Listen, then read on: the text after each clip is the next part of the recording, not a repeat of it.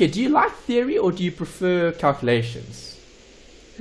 I prefer calculations. You prefer calculations. Okay, I'm the same. I also prefer subjects that are more, let's say, mathematical in terms of doing calculations and doing workings.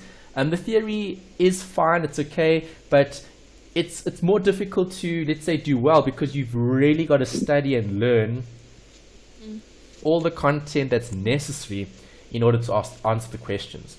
Fortunately, the multiple choice questions are quite easy to cope with. They're not so difficult. It's the longer questions in the exam that students tend to maybe struggle with slightly, because there you've got to write a few points about each of the different topics. And there you've obviously got to know the material in some detail. So I do suggest, if you are going to be preparing for this risk management short-term risk module, try focus on past papers. That's the key. In the past, when we've had other lectures with other students, they've just focused mainly on the past papers because the questioning is very similar. So you get a good idea of which sections are more popular than others. So it's difficult to memorize everything. It's quite a task to do so. But if you've got the past papers as a guide, you tend to see which chapters are more important than others, and what questions they like asking. So you'll get a feel for the actual content as we go through the course.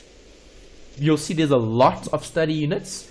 If you've got the study guide from UNISA, the printed version, you would see that there's a lot of separate study units, and then there are references to the chapters in the actual textbook. There aren't too many chapters in the textbook. The textbook has it's 10 in total, okay, compared to the study guide. The study guide is a bit more comprehensive because they do give you some other chapters toward the end of the book which isn't covered at all in the textbook. Okay, all right, so to start off, again, just background on the actual business, and then the weekly support packages. So we will go through past papers later. That's where we really get to see what questions are going to be asked in the exam. Alright, so try study consistently with this module. What I would suggest is maybe do some bedtime reading before the actual, or weekly, and then before the exam I would go through the content again. Some of it is actually really interesting. You'll see there's some really nice examples as well, things that you might not have thought about relating to insurance. So we'll obviously have some debates and discussions relating to the material, but there are some really good examples, and insurance is a very new industry, and that's why we don't have as much content on it. For example, the material that you've got here that's prescribed for risk management is custom-made material by the institute. So, for example, with finance, you've got very specific degrees like the CFA, CIMA, and then for accounting, you've got very specific degrees like the CASA, and you've got the auditing board and all of that. So for risk, it isn't really established yet. You do have the Institute of Risk Management in South Africa, okay, IRMSA. They do provide content and some form of accreditation for risk management specialists. So if you're wanting to be a risk management specialist, you can register with that institute, and they do give you that credential, or that how can I say, that recognition that you belong to a professional body. Obviously, there's a lot of professional bodies for the accounting, let's say, industry, okay, and you've got a lot of professional bodies for finance and for other areas, but not so much for risk management. It's still quite new, and the reason for that is when we had the financial crisis, the whole crisis was based on risk and banks taking too many risks. So you knew of, or let me ask you rather, do you know of the bank that went bankrupt in America during the crisis in 2008? No, I don't. Okay, Lehman Brothers. You probably heard them. Yeah, Lehman Brothers actually went bankrupt. We'll talk actually more about Lehman Brothers in the investment module. That's something that we'll see there. But Lehman Brothers actually went bankrupt in America in 2008, and that pretty much started the whole global recession, okay, from there to around 2009, and then things started to get better a year or two after the actual crisis. So when looking at risk management, people are putting more of a focus on it. So it's becoming almost like a sexy industry to be in, because no one really deals with this topic, but everyone knows it's important. Okay, so the reason why I'm saying this is because if you are going to be looking at a career in risk management, it's actually a very nice industry to be in, because it's new and it's growing as well. Because banks need to have certain requirements that they need to meet in terms of regulation, because after the crisis, we've got a lot more regulation for banking and rules in general that banks need to be in line with to avoid having history repeat itself by having another crisis. So you've actually made a really good choice choosing risk management as one of your courses as part of your degree. I do think risk management is an elective, so it's not something that's compulsory unless you're specifically focusing on that as part of your degree. But as far as I know, it's more of an elective than a compulsory subject. And in terms of your material, it's quite practical as well. I mean, we'll talk about short-term insurance. You've probably got insurance as well on some of your assets. Mm-hmm. Yes, no? Yeah. Yes. Okay. So with insurance, you'll see that we'll discuss home insurance. We'll look at household insurance. We'll look at motor insurance. So all of those products that you see day to day, you see the marketing all the time, but we don't really think about things from their perspective. So this particular module is actually going to focus on the insurer and the client. Okay, so looking at things from their perspective and looking at things from our perspective. So we're looking at both. And that's the premise for this particular module. So the study guide's quite good because they give you some of the outcomes and they specify the important pages to go through. And there's also a lot of additional material toward the end of the book, which talks about self-insurance. And self-insurance isn't covered in the textbook, it's covered in the study guide. So this is the one instance where I will compliment UNISA in terms of their study guide. It's really good because they give you key sections that they actually test in the exam. Because remember we said risk management, it's a new and growing industry, so there's not a lot of regulation per se. It's more taking from different areas and combining that information to make something that can be used as part of a degree. Even if you think about the way insurance is referred to in the market, you have different providers and every provider has slightly different vocabulary to refer to certain things. So sometimes you get insurers talking about disability cover, other people talk about critical illness, other people talk about dread disease. So it all depends what type of wording or vocabulary you use in the industry that actually describes that product. And with insurance, it's very, very law specific. So I'm just going to highlight that. Do you like law?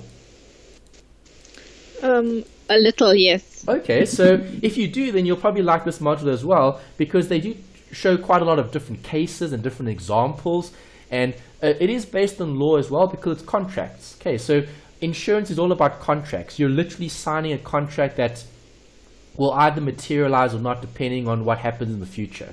Okay, it's unpredictable. No one knows if they're going to be in a car accident or not. If they are in a car accident, right, let's hope they have insurance to cover the damages that the vehicle had sustained. Alright, so that's pretty much the scope. Okay, so definitely go through the study guide because UNISA will test material in the study guide. And then they refer to the textbook for certain additional points in terms of the discussions and the lists of different, the information, the detail. Okay, any questions about that, the scope? No. Okay. All right, this you've seen before from some of the other slides. Try pre-read if you can. As I said, there are some really interesting examples in the textbook as well as the study guide that you can actually read, and it is quite practical. So I'm going to obviously show some examples as well. And if you have questions, feel free to stop and ask. All right. So yes. I can't see the slides as yet. It hasn't come up. It's just your picture that I can see. Okay, is it right? Is it loading? Yes, it's loading now. Okay.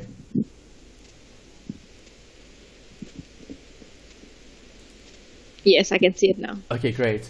All right, so yeah, that was just the first bit. Maybe just to go back, I didn't write much there. I just, yeah, that was the introduction, okay, and then that was the note about law, okay. All right, so this is the outcome in terms of the module, okay. So the entire module is going to be focusing on the skills that we're going to be requiring when selecting appropriate short-term insurance cover. Okay, so we're looking at what do we need to know in order to decide whether a particular product is going to meet our requirements. And we need to be able to look at other ways of financing risk. So you're covering finance, which is looking at the costs in terms of raising capital. Okay, you're also looking at the investments module. So in the investments module, there you look at return. Okay, how do we generate returns? And in this module, we're looking at the protection in terms of managing risk and uncertainty. Okay, so how do we protect ourselves from making bad decisions? Or how do we protect ourselves from certain bad things happening in the market or in reality? Okay, so when uncertainties arise, they could be positive or negative. We need to try to limit the risk associated with all of those different events. Okay, and that's why we need to apply these different techniques. Okay, risk financing. Obviously, when we look at risk financing, we're looking at these uncertainties that we need to provide for, and we can either finance that our own, okay, in terms of self-funding, or we can look at external financing, which is going to be the insurance industry. Okay, the insurance industry provides us with these products. Right, so we'll also look at understanding of the operation of the short-term insurance market. We'll look at different players in the market. So we're not only looking at providers of insurance and other products, we're also looking at the regulatory authorities. So who actually sets the rules? Who deals with all the disputes? So if someone is disputing a claim, let's say your insurer is not wanting to pay out. Now, how do we resolve that issue? Do we take it to the lawyers? Do we take it to the ombudsman? Who do we take our problems to when we have a situation like that? We'll also look at arguments for and against regulation. So you may or may not think regulation is a good thing. Okay, we'll discuss that. We'll debate it. Okay, legislation is important because that's the rules in terms of the law of precedent. Okay, so we know there's going to be contracts that are going to be in place, and providers of insurance will have a track record in terms of what they've provided to their clients, and there needs to be very, very strict regulation, and we'll discuss why in a later module or later study unit. Why do we actually need the legislation? Why do we need someone regulating the short-term insurance industry? Because it's a very big industry and it's continuing to grow, because as I said, we had the crisis earlier, okay, in 2008. So since then, everyone is now focusing on this whole idea of risk. Risk is a big buzzword that everyone's talking about. Okay, you might even talk about it in your own area of business. The risk of not collecting outstanding debt from your customers. Okay, how do we protect that? Can we take out insurance perhaps on the default of certain customers? Okay, or how do we build in insurance into large contracts? Okay, so that we do get all the revenue that we're promised. Okay, so things like that we'd have to decide or debate on in terms of what are the benefits. We know risk is inevitable. Things happen, either good or bad. We don't know. We never know. So depending on that, we need to then decide on, well, should that be regulated or not? And what principles do we need to apply that's going to help us with those products and services? Either understanding how to deal with those providers, or if we're a provider, what do you actually need to do in order to provide a good service to your customer? Okay, because this is a service-related industry. Yes, the product is insurance, but a lot of it is based on the quality of the service you provide. Okay, because I mean, think about insurance. It doesn't matter what provider you go to, you're still going to be getting the same cover. So now, why do you go with one provider over another? That's something to debate on. And again, it comes back to servicing. Right, how do they actually service the policy? How do they process their claims? What's the underwriting that's associated with that particular product? Right, all of that will be discussed in in separate modules. Okay, this is just the overall outline of the risk management module. Okay. All right, it might seem a lot now just to start off, okay, but you'll see it's quite nice. I like the way this particular module is structured because they really separate everything quite nicely. They literally break things apart in terms of giving you separate chapters, separate study units, and then covering specific points under each heading. And then later on, obviously, when we get toward the end, we'll bring it all together and we'll discuss, all right, so now we know what risk management is, we know what the different products are, so now how do we incorporate that in our business? Okay, are we going to consider using external parties, or are we going to be looking at self-funding our own risk? Okay, is that all right so far? Yes. Okay, if you have any questions, just stop me and then let me know. Okay. Just looking at study unit 1, that's the first study unit. As I said, there's a lot. I think there's around 15, 16 or so study units in this particular module. Right, so some weeks or most weeks, we're probably going to cover 2 study units a week, depending. Okay, we need to obviously complete everything before your assignments are going to be submitted, and also obviously the exam preparation. So the first bit that we need to look at here in terms of learning outcomes is this whole idea of risk. Right, so there's 3 questions here for you to consider in study unit 1. You can see study unit 1 is quite long because it gives you the focus, and then all of these topics are expanded on later. So for example, risk management, the process. Later on you talk about the underwriting in more detail. For now, we'll just look at the overall, the general context, setting the picture. Okay, so a bit of introduction around risk management, and then also building on some of the concepts later on. So for the first one is, what is risk? So how would you define it, Melanie? If someone asked you what risk is, how would you define it to that person?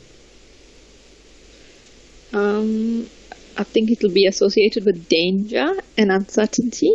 Okay, good. What else? Anything else?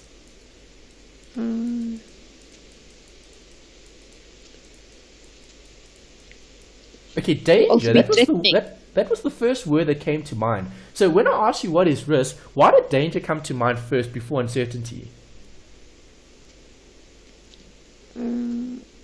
Because I think risk is serious, that's why. Okay, and do you agree we're more worried about things that are bad rather than focusing on things that are good? We're always worrying about things, right?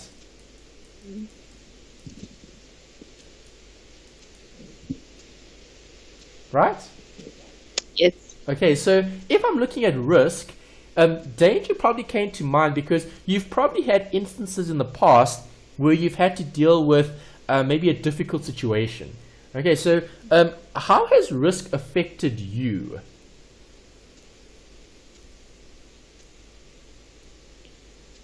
When you're uncertain of something, and when you end up doing it, and then the end result is not what you expected. Okay, an example. So in terms of life, in terms of your experience, it could be maybe I don't know, work related or personal. How has risk affected your day-to-day running of your life? Do you constantly think about it?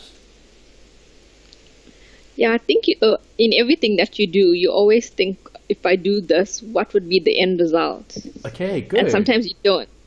Sometimes you don't. Okay, yeah. yes. And sometimes you don't end up doing it because you're not sure what the end result would be. Okay. You're uncertain. Yeah. Okay, that's a good point that you're raising there in terms of the result or the outcome.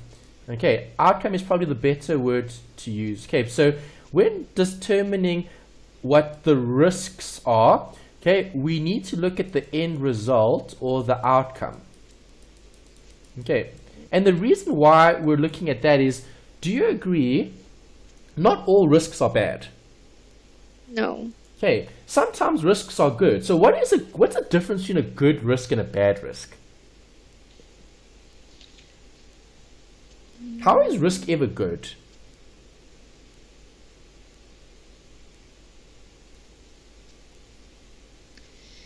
Maybe if you're doing something fun like bungee jumping, there's a risk that the rope could always go loose, but the end result is it's fun. Yeah. That doesn't happen. All right, that's a really great example. Are you quite a risk taker in terms of have you bungee jumped or skydived or anything like that? No, I haven't. Okay, is that on the to-do list? Yes. Okay, so in terms of the result or outcome, okay, a risk could be good if we're taking a chance. For example, would you consider an opportunity a risk? Yes. Okay, so an opportunity is a form of risk because no one knows what's actually going to happen, right? But you're willing to take the risk by going with that particular opportunity. Yes. Do you agree? Yes. Okay, so when looking at what is risk, risk is dependent on the outcome or the result. But before we actually get the result or the outcome, there's going to be choice that's going to be forming part of the actual decision-making criteria. Right, so when we look at risk management, we need to weigh up the pros and the cons because there are lots of risks that we can get. Okay, we'll look at the different categories and how we classify and all of that later. For now, we're just looking at risk as being uncertainty. Right, so no one knows exactly what's going to happen, but we have a choice. Do you agree in life we need to make certain choices? So we can't have everything. Okay, we need to make a choice. That's true. Do you agree? Okay, so we need to live with the choices we make, and those choices are either going to result in good or bad outcomes, depending on the situation. Okay, and you'll have an idea of what the possible results could be. Okay, so you just used an example, which was great. Bungee jumping. Okay, so we know the result or the outcome is going to be fun and enjoyment. Okay, and doing something maybe you've never done before. So that could be the result. But the result could also be, well, you might have a heart attack from the extreme, it's like an extreme sport. So maybe you get so scared that you have a heart attack or the rope snaps and you actually hit the ground. That's not a very good result, right? Right? Yes, no, it's not a good. Okay, so if I'm focusing on risk, there's a choice in terms of bungee jumping. Bungee jumping, good or bad? Okay, good would be the thrill of bungee jumping.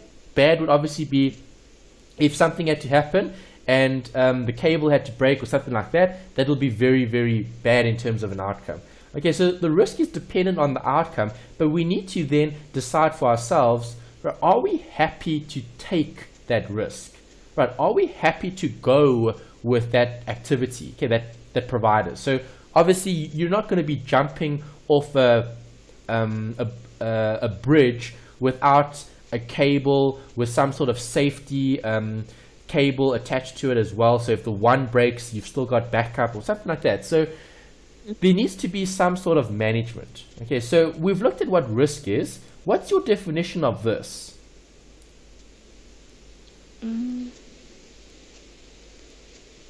I think it's the way you handle a situation. If the end result is not good, do you have a plan B? Okay, backup plans, good. So is there a plan B? What else? In terms of management. Is management only about having a backup plan? No. If something doesn't work out, how would you handle that situation? Okay, so you could also be thinking about the way you deal with the situation in terms of control. Do you control that situation or not? Or are the systems in place? Okay, so systems as well. Okay, so if we are bungee jumping, obviously we need to check that is the provider regulated? Have they gone through all the necessary safety precautions and so on? So risk management is more a process. Okay, so you talked about plan B, handling. That's all important because it forms part of a larger or bigger process. Okay, so risk management isn't something we achieve overnight or something that we can achieve by any means, okay, in a short period of time. It's a process. It's reiterative. It's because it's almost like a cycle. Okay, so we're progressing and we're checking all of those steps along the way. Okay, so maybe step number 1 needs to improve. Maybe step number 2 needs to improve. Maybe step number 3 is perfect. Okay, so it's a process. Risk management isn't like an end result. You can't say, well, we've achieved risk management. Okay, you can never ever say that we've achieved risk management, because there's always something to consider. So it's a process more than anything else. Okay, it's not a destination. You can't say, well, okay, now we've done everything, we can say we've managed the risk. Right, there'll always be something that has been left out or not seen, okay, or not expected. Okay, so risk management is being able to deal with the unexpected. Okay. Right, so are you the type of person that likes to deal with the unexpected? Or do you prefer being in control? I prefer being in control. Okay, so if you are the type of person who prefers being in control, when looking at risk management, you're going to want to have certain things in place to make sure you can control as much of that process as you can, right? Yes. Okay, and that's the systems, right? And insurance, what is that? It's taking care of the unexpected. Okay. like an accident. All right, so it's a product. Okay, I'm glad when I asked you what risk management is, you didn't say insurance, because risk management and insurance are completely different, but they're linked. Okay, in terms of scope, which is more broad, risk management or insurance? I would say risk management. Correct. Okay, risk management is broader. Insurance is more niche in terms of being focused on a particular product. Okay, when we talk about insurance is just one area of risk management. It isn't risk management. Risk management is much broader than that. Okay, so never ever refer to risk management as being insurance. Insurance is just a product. Okay, we'll learn about insurance in more detail. It's just a form of risk management. It's a way to help manage that uncertainty. Right, so if you can understand risk management, insurance in terms of what their core factors are, or the principles are, right, you'd be able to apply this in the different situations. Right, so what UNISA has done and what the textbook does is the textbook breaks everything up into different sections, okay, and they've tried to focus on specific areas. So the reason why I've given you this diagram is to try show you how complicated risk management actually is, because risk management isn't simple. It comprises of lots of different processes and also different sections to consider. Okay, so risk management is broken up into two sections: the risk financing and the risk control.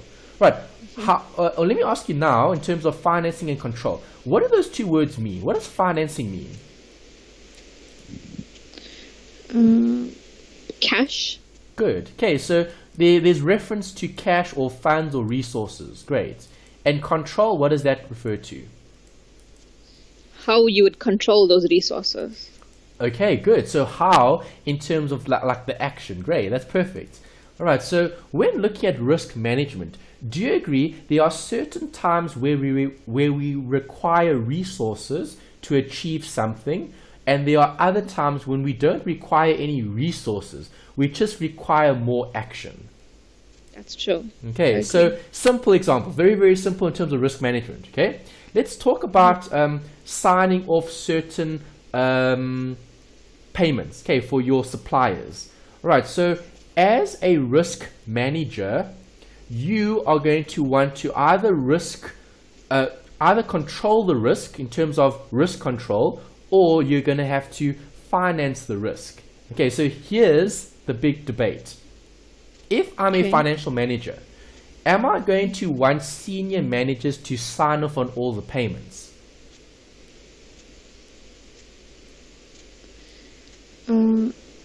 There has to be some sort of control, yes. Yes, good. Okay, so see, that's control. Perfect. So control would be to get someone's signature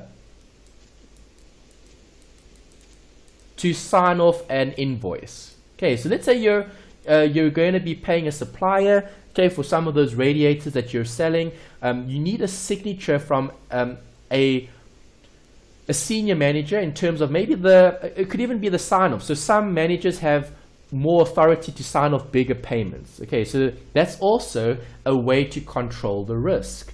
Right, risk financing is what happens if there's fraud. Okay, so now you have a manager who's signing off all these checks, and these checks and all these payments aren't actually for the business's expense. They're actually for someone's private jets or private travel, whatever the case might be. Okay, is that fraud? Yes. Will that harm the business? Yes, it will. Okay, so see, now you've got two things. Risk management is looking at, well, what are the possible outcomes? Fraud is an outcome, okay? And how can we control fraud? Well, to control fraud, I can have certain people sign off certain payments, okay, and have different levels. So maybe up to R1 million, a manager can sign off. If it's more than $1 million, you need to get someone more senior to sign off. Okay, and that could be the control. Is the control going to cost us money to implement? No, it'll be part of senior management's responsibility. Yeah. Correct. It's not going to cost us more money to get 2 signatures instead of 1. It might cost time, and that's it. But you see, that's a control. All right, that's not financing. Financing would be, well, let's take out a policy. Okay, so if fraud is committed, right, so let's say our employees are going to be committing fraud. If they do, then we could have a policy in place that would pay for the loss that we sustain as a business from employees acting unethically. Okay, does that make sense in terms of the difference between risk financing and control? Yes. Okay, good. All right, so when looking at each of these individually, okay, so now we're going to expand on financing. Right, so financing is looking at money solving problems. That's probably the best way of simplifying it. Okay, where if I throw money at the problem, it's going to solve the problem. Okay, money doesn't always solve the problem though, because sometimes it requires more than that, which is the action. Okay. Okay, maybe a simple example could be like loans. Right, if you have someone who's very bad with credit, okay, giving them more credit doesn't solve their problem of not managing credit. They need to change the action. They need to stop spending as much. Do you agree? Yes. Yes. All right. And the same thing happens with risk management. Right. We can either solve problems by throwing money at the problem, or we can solve problems by fixing the actions. Okay, which is the control. So the first, which is the financing, we can retain it. Okay. So retention means the company is going to self-fund. Okay. Those negative events. Okay, so maybe there is going to be fraud that's going to be committed in the company. Okay, if there is fraud in the company, are we happy to self-fund it? Yes or no? If we are, then we'll do it on the company's resources. Okay, if we're not happy self-funding it, then we're going to transfer it, and this is the insurance part of things. Okay, so when you transfer your risk, okay, we give that risk to someone else. So if that event does occur, that insurer will cover our risk. Okay, so simple example. What insurance do you have? Short-term insurance for something. Any example? Car insurance. Perfect. Okay, so you've got car insurance.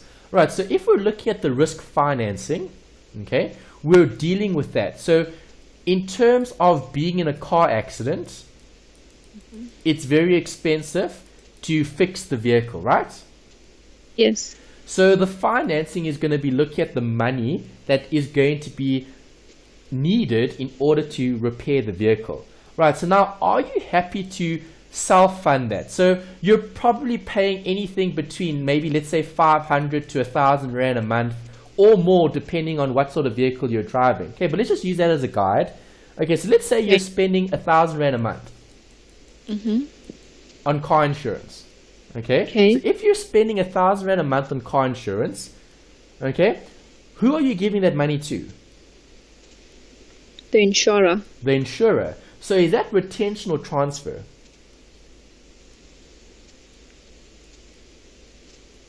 I'll say transfer. Correct. Okay, because now what you're doing is you're happy to pay someone else 1,000 Rand a month for them to hold the risk of your car being in an accident. Okay, if it was retention, you would take that 1,000 Rand a month and you would put that in an investment fund or a savings fund. Okay, and every single month you'll be contributing 1,000 Rand a month.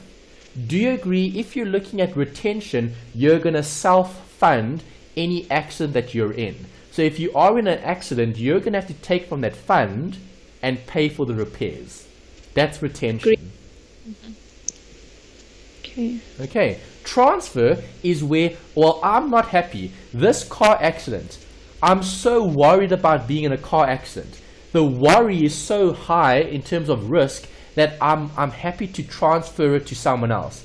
Right, so I'd rather have the peace of mind of the insurer covering the cost of the repairs rather than me having to go to my funds in terms of savings to repair the vehicle. Okay. Is that all right? Yes. Okay, and that's the two differences between risk financing. It's either self-funded or transferred. Okay, there was one student in one of the semesters that I had at Boston when we were still hosting classes there, and one of the students shared a story with me in terms of self-funding and this whole idea of a car accident. Okay, his father never ever took out car insurance because car insurance is very expensive. Okay, and what his father did is his father took the money that they were paying towards an insurance policy and they took that and they invested it. Okay, and they just kept it in that fund. And for them, it worked. For them, they were lucky. His father was never ever in a very serious accident. There were minor repairs that needed to be made, right? But they were never ever in a serious car accident where the vehicle had to be written off. And at some point in time, this savings that they had in the actual fund, the rands and cents they had in the actual fund, became so much that if they ever were in an accident, they could literally just go to the fund and replace the car for cash. Wow. Okay, and see, that's retention. That's self-funding. See, but that takes time to build up. Yes. Okay, so it all depends on the person. That's why I asked you earlier, what's your view on risk? Because some people are more risk inclined in terms of taking risk. Other people don't want any risk. So depending on your view, depending on how risky you are as a person, you're either going to be looking at transferring more of your risks to other people, i.e. to the insurer, okay? Or if you're more aggressive, you'd be looking at maybe retaining more of that risk. All right, so in terms of your car insurance, you probably have a view that your car is important, okay? You don't want to be in an accident where you can't repair the vehicle. So retention isn't a consideration for you in terms of, well, you're just going to live with the risk of being in an accident. If it happens, it happens. I'll deal with it when it happens. You're more comfortable going with this because you might have a slightly lower tolerance for risk, especially for your particular car. Okay, so you've got car insurance. Do you have insurance on your phone, your mobile phone? No. No. See, nowadays, when you take out a contract, when you buy a new phone, those phones are quite expensive. And the provider asks you if you want insurance on the phone. Yes. Did you take that insurance? No, I didn't. And why didn't you? Because I take care of my phone. Okay. You take care of your phone, good. But also, you probably think, well, my phone isn't as valuable as my car. That's true. All right, so for me, in terms of retention, I'm happy to self-fund my phone. So if my phone gets lost, stolen, damaged, whatever the case might be, I can self-fund that. But if my car had to get damaged, well, that's a different story. I now need to transfer the risk. Yes. Okay. All right, and then the last 2 points here, avoidance and reduction. What are we looking at here? It's the control. Okay, so some things you can avoid and some things you can reduce. Okay, so we spoke about signing off certain payments. Yes. Is that risk avoidance or reduction? Reduction. Okay, good. So you're reducing the risk of what? Fraud. Fraud. Perfect. Okay, so if I'm looking at being a risk manager, by asking our employees to get senior managers to sign off, that reduces the risk in terms of fraud being part of the actual business. Okay. Is that right? Yes. Okay. In terms of avoidance, what is avoidance? When you avoid a situation. Okay, so now we're trying to remove the actual event from that situation. Okay, so risk avoidance is looking at ways and means to try limit the scope, okay, for that particular event to arise. Right, so something like, let's talk about avoid, okay, so cash. Cash is important for businesses to operate, do you agree? Okay, so how can we avoid problems with cash? You have to control the inflows and outflows. Okay, besides that, we can actually maybe do everything electronically. So we can say, well, we're only going to accept electronic funds transfers. We're not going to accept cash in hand. That totally avoids any instances where we have problems with cash flow in terms of theft. Okay, reduction would be to maybe get a safe to lock up all the cash that we collect. Okay, that doesn't avoid the problem, it reduces the problem, or not the problem, the risk. Okay, so they're quite close. Avoidance and reduction are quite close in terms of risk control. Okay, we'll build on these later, and we'll see the actual chapters that refer to them specifically. Right, at the moment, this is just scope. This is just what we're going to be covering over the next few weeks. All right, so here's the definition. Risk. What is risk? Uncertainty of loss. Okay, why do we focus on the loss and not the gain?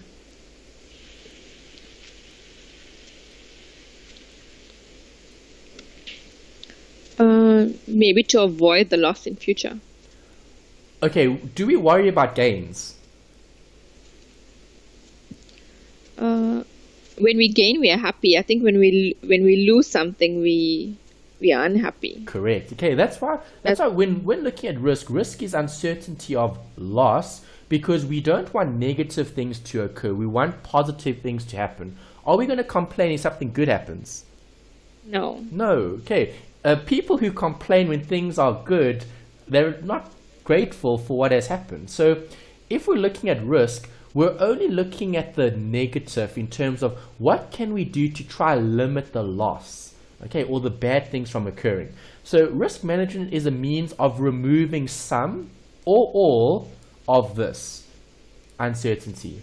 Okay, we know uncertainty is things that can happen in terms of planned or not planned. Okay, so uncertain, we don't know what's going to happen. Okay, even with things that we plan, things can still turn out a little bit differently than what we actually believe they or expect things to happen. Okay, so we expect certain things to happen in terms of the plan, it might turn out totally different. Okay. All right, so we can look at buying insurance. If I buy insurance, how does that reduce the risk? If anything has to happen, we are covered. Okay, we're covered. Okay, so we're transferring risk. Good. Areas where loss can occur are not addressing areas where loss can occur, not insurable. Right, so what is that? Is that the transfer or the control?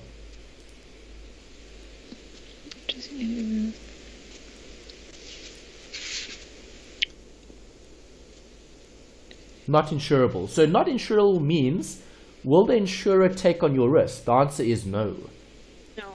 Okay, so if we're looking at control, is control addressing areas where loss can occur, where they are not insurable? No.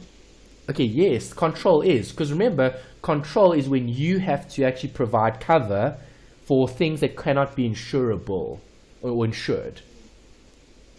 Okay. Okay, so for example, can you take out insurance on everything? I'm sure you can. Well, but we don't. In the perfect world, we don't. Yeah, well, in terms of risks, remember, who gives us the peace of mind? The insurer. Is the insurer going to insure against all risks? No, not everything. No, they don't. Okay, because they're running a business. Remember, the insurer needs to cover themselves as well for certain huge payouts that are going to occur. So think about natural disasters. If a natural disaster had to occur, would the insurer pay out?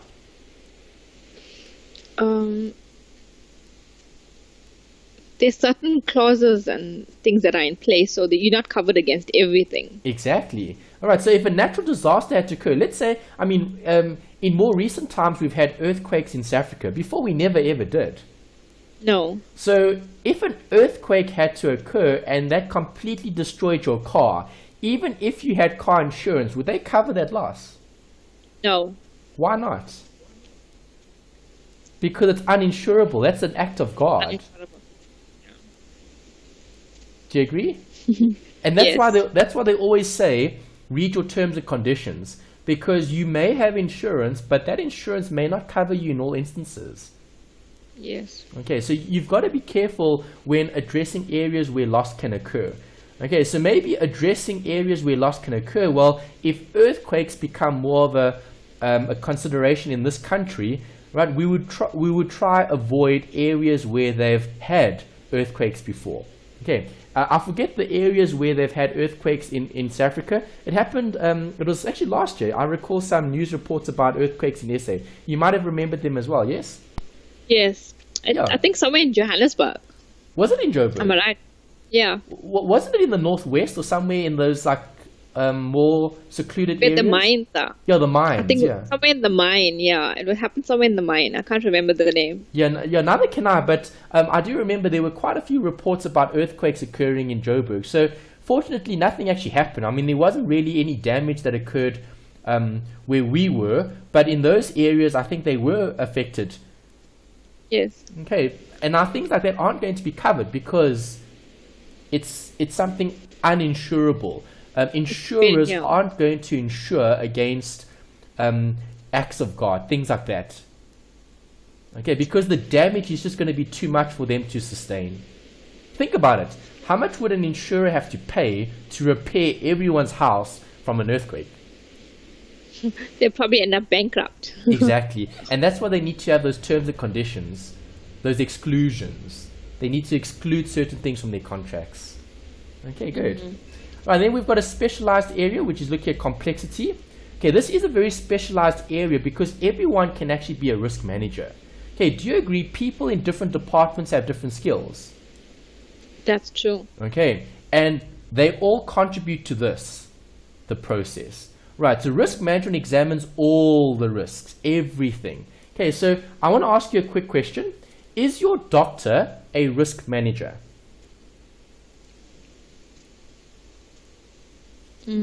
Yes. Why do you say yes?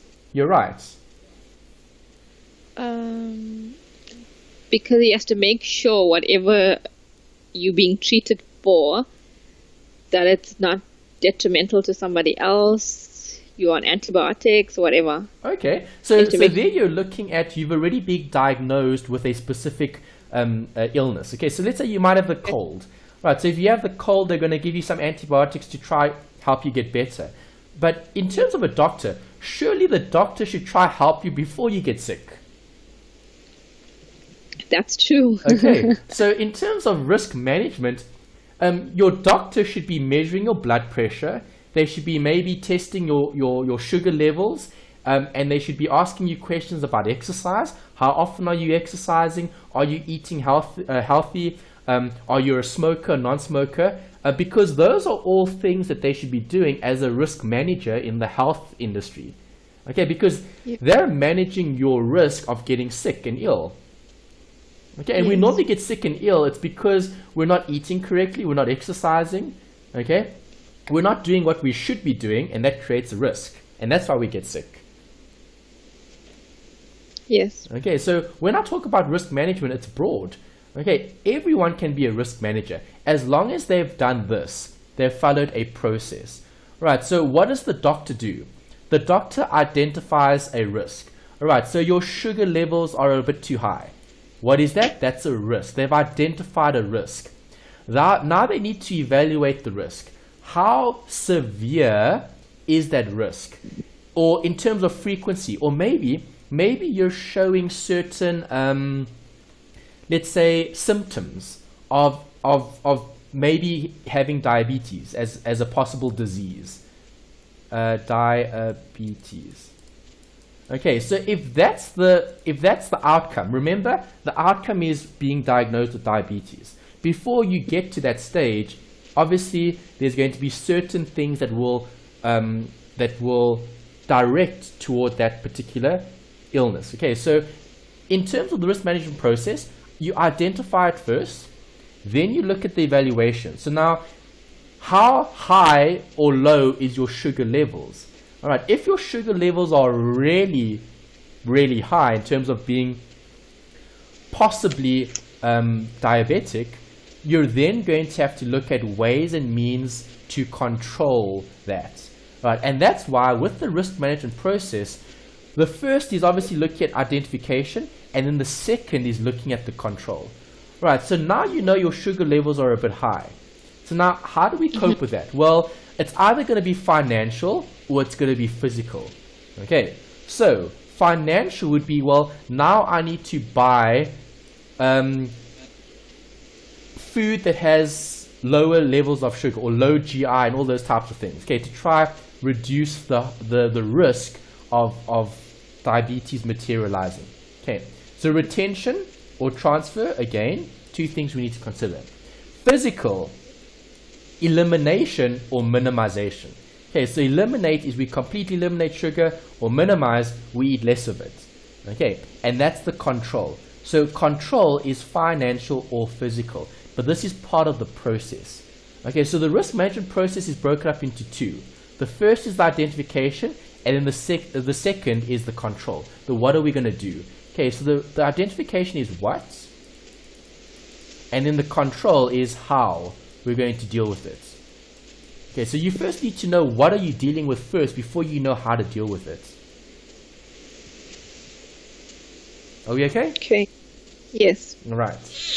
Okay, so here's the note about risk management versus insurance. What is the difference? Give me your view.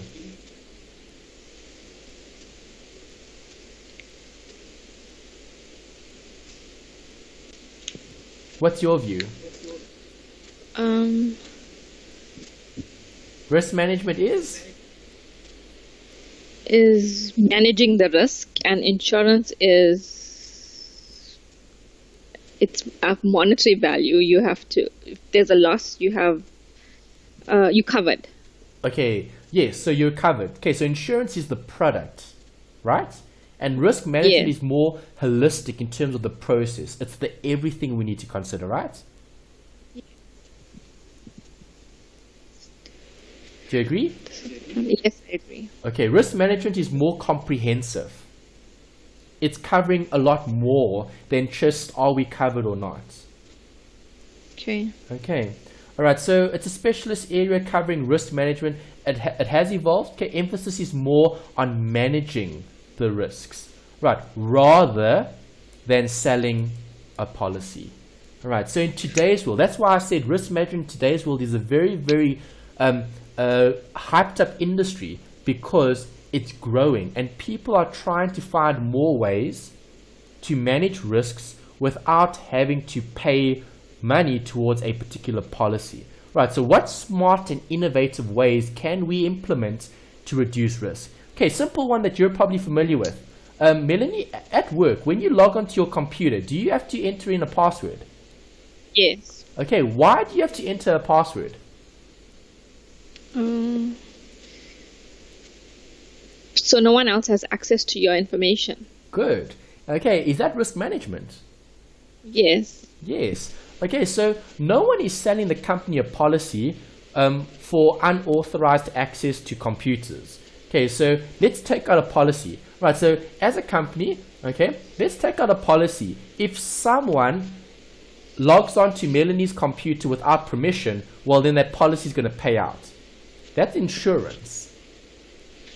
Okay, risk management is having passwords on the computers before people log in.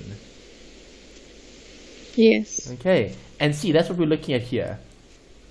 It's separate. Okay, risk management is separate from insurance. All right, so do you see how the two are different? They're linked, Yes. but they're not quite the same. Risk is separate from insurance, Yes. but they link, they match up. Are we okay? Yes. All right, great. Okay, here we go. We go through the process now. All right, so we've had quite a big intro in terms of the scope, in terms of the summary, in terms of how everything fits in. All right, so if I'm looking at the process, what does the process involve? Identification, evaluation, right? Those are the two key steps. And then from there, I'm then going to do something. Okay. Okay.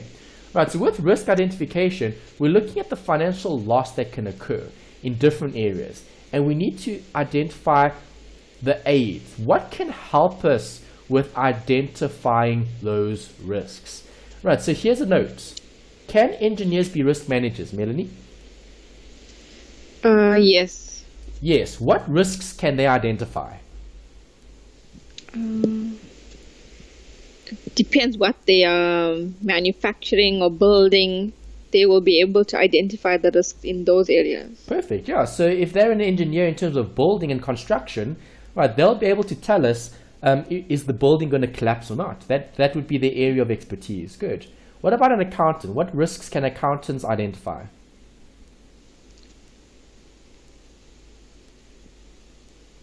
Can they be risk managers, Melanie?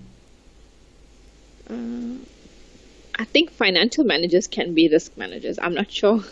The accountants, they can also. How so? Okay. What skills do I accountants think by have?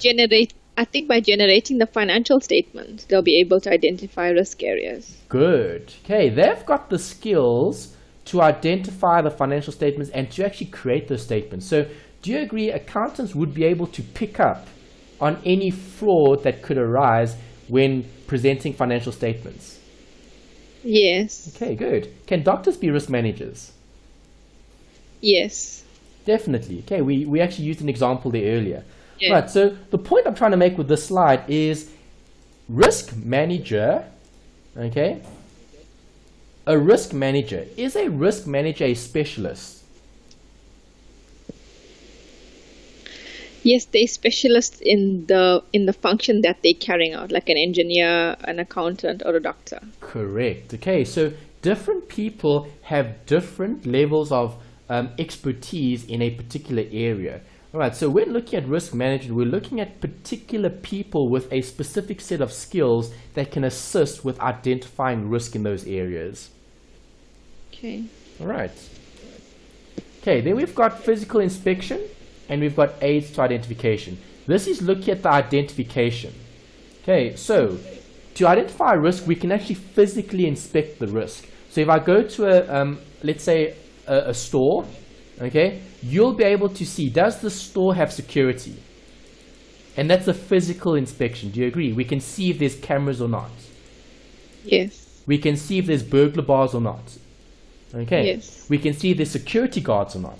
Okay, and that's physical inspection. Then we've got aids. We've got organizational charts, we've got flow charts, and we've got checklists. Right. How is that an aid to identify risk?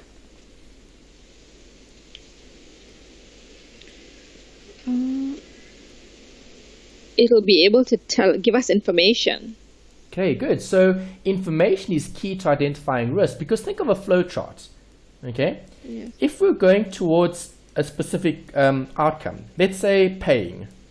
Okay. To pay, I'm going to need an invoice and I'm going to need someone to authorize. Okay, so if I'm looking at aids to identification, we could look at a checklist. Right, so is the invoice complete? Does the invoice have all the information? Remember, invoices need to meet certain criteria, okay, in terms of address, contact details, etc., etc. Okay, then we need authorization. Someone needs to sign it off. Do we have all the necessary signatures? Maybe we even need a stamp. Okay, Yes. and then obviously we need to pay ultimately. Right, and that's a form of identification to check. Is the system good in terms of controlling potential risks that could arise? right? Because if we don't have someone's signature, if we don't have someone's stamp, if we don't have an invoice that's correctly laid out, those are all aids that could be part of the risk identification process. Okay, all right, then I've alluded here to different chapters, okay, not chapters, pages, on page 31 to 34. They give you a few examples here about different events. They talk about senior managers. Okay, they talk about a flow chart here in terms of quantity of stock. Now, these are just some of the examples that I've referred to that are quite nice to look at because they actually draw diagrams. They show you pictures because they're looking at the risk management in terms of a process. A process is always going to involve more than one step. Okay, and we need to check if all of those steps are contributing to an environment where we'll have better risk control or we'll have worse risk control. We obviously want better risk control because that reduces the risk of bad things happening. Okay. All right, now we need to evaluate the risk. How do we do it? Do we need to measure this?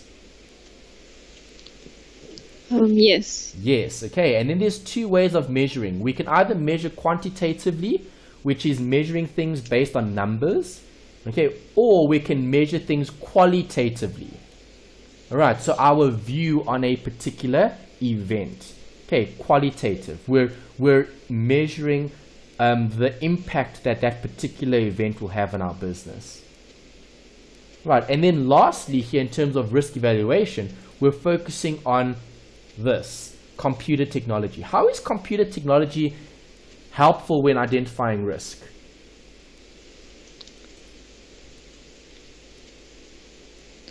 It will give us the most updated information. Okay, yes. Processing huge amounts of data. So, yeah. Right, and also computers can work 24/7. Yes. Okay, so if we have a computer that's helping us to manage our risk, it's a lot better than employing someone. So something as simple as a camera system. Okay, so let's say at your work, you've got a camera that records people coming in and out the building. You might even have a card that you need to swipe or fingerprint recognition and all of that. That's technology. So do you agree, risk evaluation, computer technology helps us to evaluate the risk because you'll have data that you can process that will tell you if there are certain areas that are more prone to risk than others. Yes. All right, so maybe you could have something like this. Maybe there's a safe at work, right? And you need to not sign in. When I say sign in, you need to authorize. So you need to scan a card or you need to put a fingerprint or something like that to get into the actual safe where all the cash is kept. So now, if you've noticed that certain individuals have been trying to access that particular area, could that be a way to identify risk? Yes. Yeah, that could be a way to evaluate it. Right, why are certain individuals wanting access to that particular area? Okay, some areas might be closed to certain employees and only accessible to others. That could be a way to control risk as well. And computer technology helps us to do that. All right, then we've got risk control, which was that point that we looked at earlier where we spoke about physical versus financial. If it's financial, are we looking at money? Yes. Yes, okay. And here we're looking at ways to eliminate or to minimize the risk. It could be pre or post the loss. Right, so sometimes we only do things after something bad has happened. But we should actually do something before it happens, right? Yes. Okay, and that's the physical. Right, so physical could be putting in security bars, security measures, security guards, security systems to help us prevent the risk. Financial would be, are we going to be taking out insurance? Okay, are we going to self-insure it or are we going to have non-insurance? Non-insurance means we're not going to bother insuring against those losses. Self-insurance means we're going to fund it ourselves. So if we're in an accident, we pay for our own repairs versus the company that will transfer the risk to. Make sense? Is that all right? Yep. Okay. Right, then two definitions here. I have seen past papers talk about an excess and a franchise. Okay, you're probably familiar with an excess on car claims. Okay, so if you're in an accident, there might be an excess. So what is an excess, Melanie? Explain what an excess is to me. It's an amount that you have to pay in before your insurance can pay your claim off or process your claim. Correct. So is that self-funding, non-insurance, or insurance? I think self-funding. Correct. It comes out of you.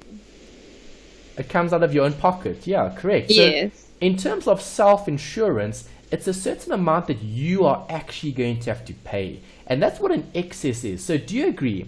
If you've got a higher excess, your premium is lower. Yes. Why? Because you're self-funding more of the loss. Okay. Okay. All right. A franchise is if a claim is greater, okay, than the franchise. Okay. If the claim is greater than the franchise, the full claim is paid. Okay. We'll look at that here on this example. All right. So here's the example. If you've got a claim amount of 1,000 Rand, okay, and the deductible is 1,000, all right, in terms of excess, okay, that's an excess. So excess, the claim 1,000, deductible 1,000. Is there going to be a claim payout? Will there be a payment? Yes or no? You will have to pay the excess of 1,000 Rand. Okay, yes, you will have to pay it. So do you get to claim anything? No. No. Okay, the claim payment comes from who? Yourself. The insurer. Okay, because remember you submit a claim. Yes. Okay, so the claim amount is the amount that we want to claim. But if the excess is 1,000, how much gets paid out? Nothing. Correct. All right. Now what happens if it's a franchise? Well, the claim amount is 1,000, the deductible is 1,000. Is there going to be a claim here, Melanie? Yes. No, still not. Because the amount isn't greater than. Okay. It's still the same. Okay. On your slides, those are probably blank, so please add them. Okay. I've left out some answers here and there on certain slides because of discussion. Okay. All right. Now, let's say we've got an excess. Okay. So your excess is how much? 3,000 deductible 1,000. 1,000. And your claim is for how much? 3,000. Correct. So now, do you get something from the insurer? Yes. What do you get? 2,000. Good. Okay, so you pay the excess of 1,000 and the rest is covered by your insurer. Okay. All right. If it's a franchise, if the claim amount is 3,000 and the deductible is 1,000, what ends up being claimed? Remember what is a franchise? If we look at the previous slide, if the claim is greater than the franchise, the full claim is paid. So what would the claim be here?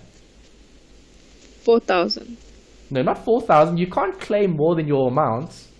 How much are you claiming? 3,000. 3,000. Yes. Okay. So you're claiming 3,000. So would you have to pay something in that scenario? No. No, you wouldn't have to pay anything because the full claim will be paid out by the insurer if it's a franchise rather than the excess. Okay. Okay, so that's how that works. Excess versus franchise. Is that all right? Yes. Perfect. All right, then we've just got a few notes here toward the end covering some notes regarding theory. If I'm looking at personal risk management, if it's personal, who does that relate to? Yourself. Correct. The individual. All right, and that's looking at domestic. So it could be you or your family. Okay, so Melanie, you obviously have a family, right?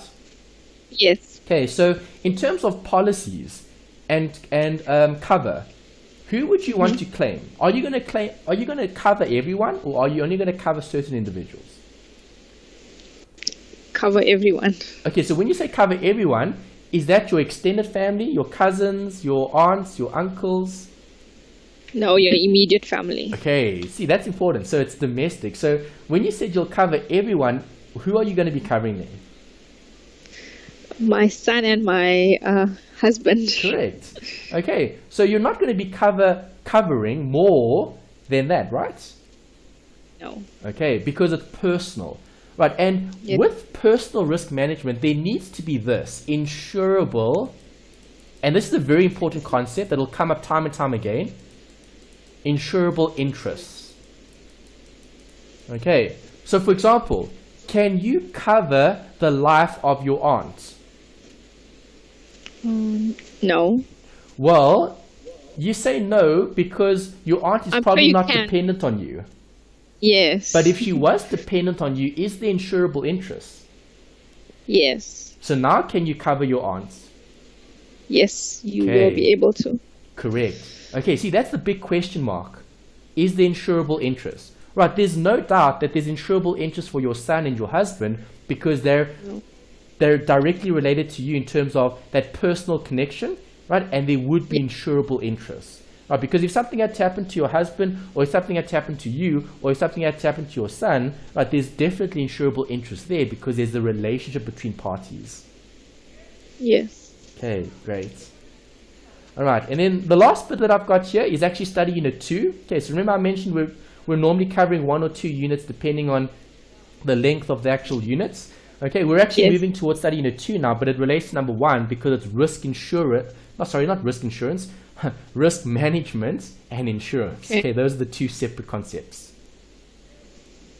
Okay, all right, so I'm going to use these slides as a bit of a test just to check if you've understood what insurance is and what risk management is. So I want to ask you, Melanie, what is insurance and how does it relate to the risk management? So now tell me what you've learned so far. Okay, insurance is a product, and risk management is managing, I would say, your resources, and if in case there's a loss, how would you treat it, the management of it, the control of it. Perfect. Okay, you've looked at a lot of detail there in terms of risk management is more than just the product, which is great. You spoke about risk control and the management, so the actual process. Okay, financing it ourselves. Okay, so transfer or retention. Okay, so is insurance transfer or retention? Think back to the diagram. Transfer or retention? It's transfer. Why is insurance transfer? Because it's not self-funded. You transfer it. You're paying somebody else to hold that for you. 100%. Perfect. Okay. So what are some types of insurance? There's a lot. Can you think of some examples? There's car insurance, life insurance, household insurance. Well done. Okay. Good examples. All right. And then I put a note over here about insurance specifically. Okay. Insurance is defined as a system of handling risk and looking at those exposures. Right, so why do companies insure against certain events like car accidents? Okay, because obviously the vehicle that a company uses, they use it to do certain things. So if in the case of a loss, they'd have to find a way to replace it. So they will be able to carry out those activities. Okay, good. And in terms of probability, is a car accident a guarantee? Are we guaranteed to be in a car accident? No. No, that's correct. So if we're not guaranteed to be in a car accident, can the insurer offer insurance? They'll only pay out if there's a loss. If there's no loss, there's no payout. Yes. Okay, so how many people do we have in the world? Okay, and the world is too big. How many people do we have in SA? Approximately 50 million. Okay. Okay, so if you look at the South African population, in this country we have approximately 50 million people in this country. Okay, so of the 50 million, are all 50 million going to be involved in car accidents? No. No. Maybe of the 50 million, maybe 20 million actually drive cars. And out of the 20 million that actually drive a car, only maybe 1 million of them will be in a car accident. And that might even be too high. Yes. Okay, so do you see how insurance works? insurance is this. It's a pool of funds for uncertain events. Okay, so what does the insurer do? Give me a name of a popular insurer that you're familiar with. Santam. Santam. Okay, great. I think I actually have them here. Short-term insurance. Oh no, Sanlam. I had Sanlam. Okay, let me put up Santam. Okay, so Santam provides insurance for personal insurance as well as business. Okay, so if I'm looking at Santam as being a provider, okay, do they provide car insurance? Yes. Yes. Okay, why do they provide car insurance when so many other providers provide the same product? Well, for them, what are they doing? Santam, they're taking the premiums from those 20 million people who drive cars, but maybe only 1 million are actually going to be in accidents. Okay, so that's how insurance works. Insurance looks at collecting from many to pay for the losses of a few. Okay, and that's how businesses run in terms of the insurance company. So, in terms of having a background in insurance, if you speak to anyone that has a background in insurance, they'll tell you that it's all about the book. Okay, it's about your book. How many clients do you have on your book? How big is your book? Right, and the reason for that is they're looking at that risk, because if you have more clients on your book, less clients are going to be in accidents, so you'll become more profitable.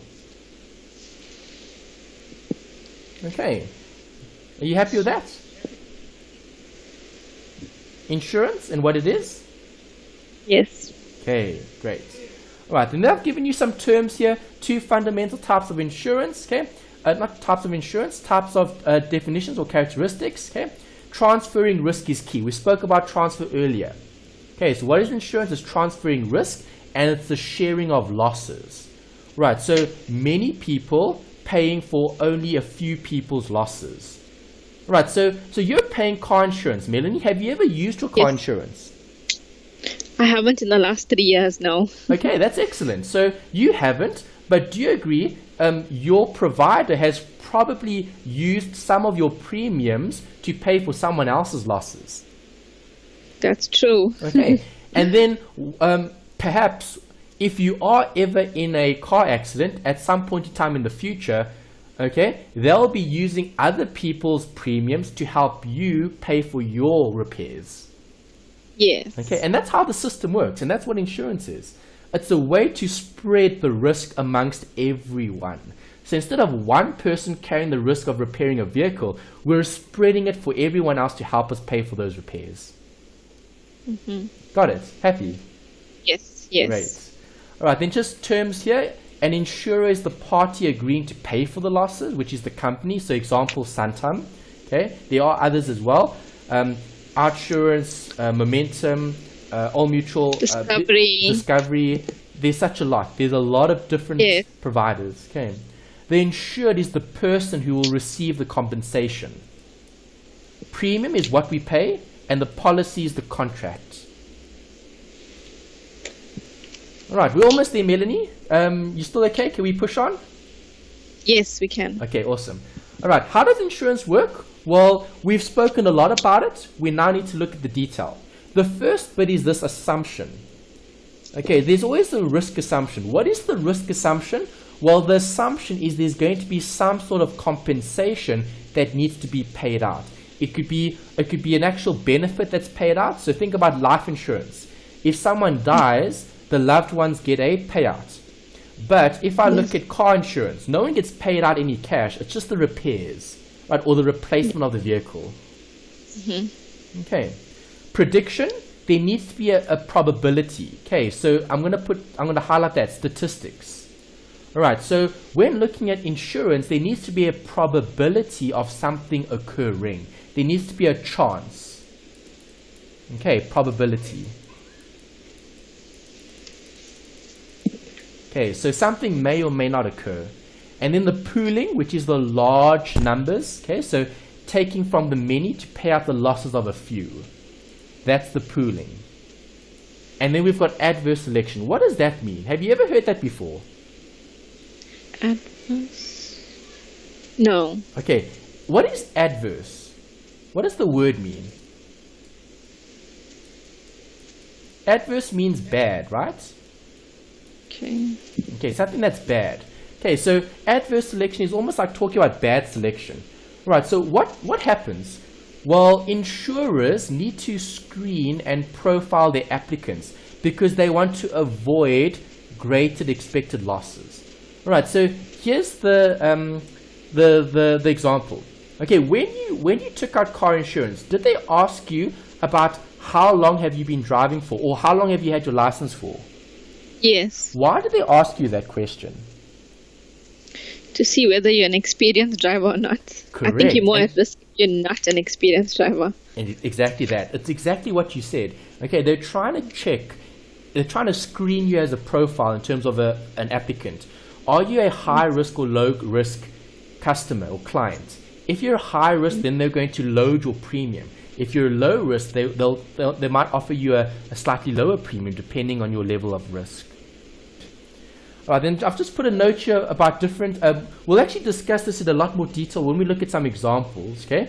We'll discuss them at a later stage. Okay, for now, this is just the theory relating to insurable risk. What is an insurable risk? If it's insurable, what does that mean? Something that can be insured. Correct. An insurer is willing to take on the risk, so we're looking at transfer. Okay, so risks that are insurable can be transferred from you as the customer to the insurer. Okay, and not all risks are insured. Elements of insurable risk are as follows. They need to be similar. Okay, so a car accident is a similar type of risk. Obviously, you get different types of car accidents, but a car accident is a car accident. They're similar, and that's why we can establish a premium. It needs to be measurable, so we need to know how much is the value of the car, what is the loss. Right, so if you are in an accident, how much will it cost to repair your vehicle? It needs to be fortuitous or accidental. Right, so it can't be inevitable. Okay, inevitable loss, there is no risk if something is inevitable. Right, because it will occur. It needs to be something that has a chance or a probability of occurring. That's the key. A probability of occurring, not inevitable. Okay, non-catastrophic, meaning large numbers aren't affected. Okay, so we spoke about earthquakes. An earthquake is a catastrophic loss. That wouldn't be an element of an insurable risk. Okay, insurable interests. Is there a recognizable relationship? All right, so you and your family members, your immediate family members, there would be insurable risk there, because if something happens to any of those individuals, right, the family will be affected. All right, then we've got public policy. Can you take out insurance on illegal activities? No. No, you can't. Okay, it must be in line with the law. All right, so only events that are ethical and within the law can be insured, right? And that's within public policy, right? So elements of insurable risk, it mustn't break the law. Okay, you can't take out a policy on illegal activities. Okay. Okay. And then just a note here to end. I think this is the last slide. No, second last slide. Yeah. All right. Self-insurance is what we spoke about earlier, when you accept the risk of losing certain things. Okay, the loss. All right, so the loss lies with you as the actual insured party. Okay, so we're not taking out insurance, we're self-funding it. So we're going to be funding the losses if they arise. Okay, so applying insurance policies to a company in order to avoid large insurance premiums. Okay, we'll talk a lot about self-funding toward the end. So I want to put a note here, see later. Okay. Okay, in the study guide, the last study units in the study guide cover self-insurance. None of that's covered in the textbook, it's all covered in the study guide. And those are things we'll discuss when we look at the actual concept of self-insurance. How do we actually self-fund certain losses as and when they're occurring? Okay. And then the last slide here is just a note about reinsurance. Reinsurance is going to be taken a lot further. Okay, I'm just introducing it today. Okay, reinsurance is when the insurance company is going to take out more insurance. I don't know if that makes sense. It sounds a bit strange. Yes. All right. So let me show you a picture. Okay, this is the insurer. Okay, who does the insurer cover? That's me. Yes, okay, customers, correct. All right, so all of us. Okay, clients, customers. Right, but do you agree if the insurer is going to be covering all of these different individuals for losses, they're carrying a large amount of risk. So what do? They take out more insurance. They don't take out more insurance, but they enter into an agreement where there's a reinsurer. Okay, it's almost like big brother or sister. Okay, big brother or sister is going to be helping with the risk of having to pay out all these parties. Right, so let's say this customer is in a car accident. Okay, and now there's going to be a payout. Okay, if there's a payout, you might have a reinsurer that's going to assist with paying out part of that claim to avoid the insurer from having too much loss, because a claim for an insurer is actually a payment. Do you agree? It's an outflow of capital. Yes. Okay, so for insurers want to keep more capital, because if they do, they'll be more profitable. Okay, so reinsurance is an arrangement where the insurance company can transfer all or a portion of the risk to another company, which is called the reinsurer. Okay, and this concept we'll be building on in the next few chapters. Okay, we talk quite a bit about reinsurance. Yes. Great. Okay, so I know it's a lot of theory. The only calculations we had here really was the franchise and the excess. Okay, where if it's greater than, the franchise would cover the full cost of the actual claim. Yes. Okay, the rest is theory. We'll get more in detail with it. If you have any questions, let me know. And we'll obviously do the past papers later, and then we'll focus on particular areas that are important. From today's lecture, the important areas will definitely be reinsurance. Okay, they ask quite a lot about reinsurance, but we'll look at it in more detail later. They also test a lot about the process. Okay, the risk management process. They talk about risk identification and risk control. Right, and they also talk about the insurable risk and the insurable interest. Okay, so what defines an insurable risk and what doesn't? Okay, what are the criteria that we need to look at when I approach a risk that I can insure against? Okay, then we need to establish, is it inevitable or not? Okay, is it widely spread? Okay, is it something that we can measure in terms of financial risk, in terms of the actual quantifiable amount that we can place as the loss for that particular risk? All right.